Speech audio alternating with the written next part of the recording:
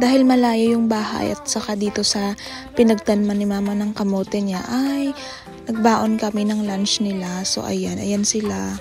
Nabungkal na po yung may sa may gilid-gilid, sa gitna na lang ang hindi nabungkal. Ayan, lapitan natin sila mama. Si mama ito, yan. Ipapakita ko kung paano magbungkal ng kamote.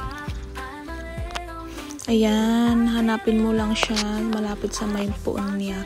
Pero hindi kasi ako expert magbungkal yan. Kasi nung bata kami, hindi pa kami nakapagbungkal ng kamote. Halos mag-ani ng lang, palay, kamatis, ganyan. Kasi hindi masyado nagtatanim ng kamote si mama ko nung nag-work pa kami, nung hindi pa kami nag-aaral. Nag-aaral pa kami, pero pag weekend, nagtatrabaho pa kami sa bukid. First, iyang baka? Agraw iyang magpaano yaw.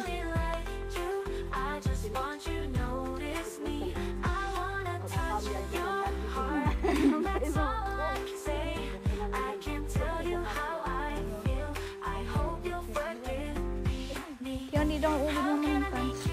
Manggap pa niya. Muras niya kamahi. Mani. Hindi maaganan hulhulan muntan mama. Mani. Mani niya.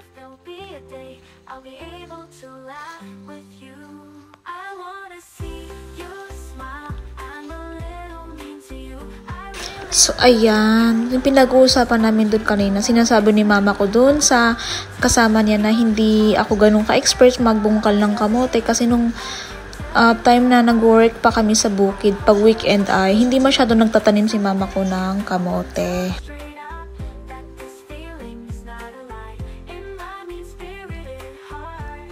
Head ang puti.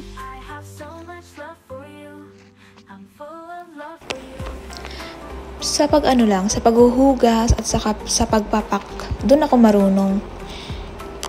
Kasi mamayang gabi ay huhugasan namin lahat to para malinis. So ayan yung mga nabungkal nila. Iniipon nila sa isang side, saka ilalagay sa isang sack para ipunta namin doon sa bahay.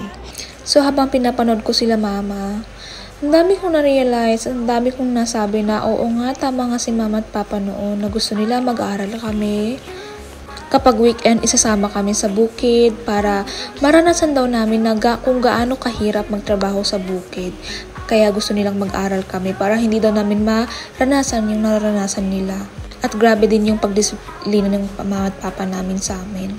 Kapag pasaway kami na ayaw namin pumasok sa school, kahit na hindi kami nakapag-aral lahat, na dalawa pa lang kami ni ate ko ang nakapag-aral. Kay mama at papa, proud na sila sa amin. O siya, so ayan na, andito na kami sa ilalim ng ng puno. Kakain muna sila for lunch bago nila ituloy yung pagbubungkal ng kamote. So ayan, tapos na, pauwi na kami ni papa para bumalik po doon sa bahay. Dahil may pupuntahan din si papa kasi nag-aasikaso din siya doon sa kanyang tanim na tomato or kamatis. Malayo kasi kaya kailangan ihatid ako ni papa. So, ayan naman si Lolo. Nanonood siya habang nagpapalpa. Nung 2 days ko dito, nag-alaga ako ng pamangkin. Yung buhat-buhat ko na pamangkin ko na meron sa isang video ko. Kaso kinuha na po nung lola nila sa mother side. Kaya ito, namamasyal-masyal na ako. Which is gusto ko. Kasi gusto ko talaga mamasyal bago ngayong umuwi ako dito sa province. So, yun lang po. Bye-bye!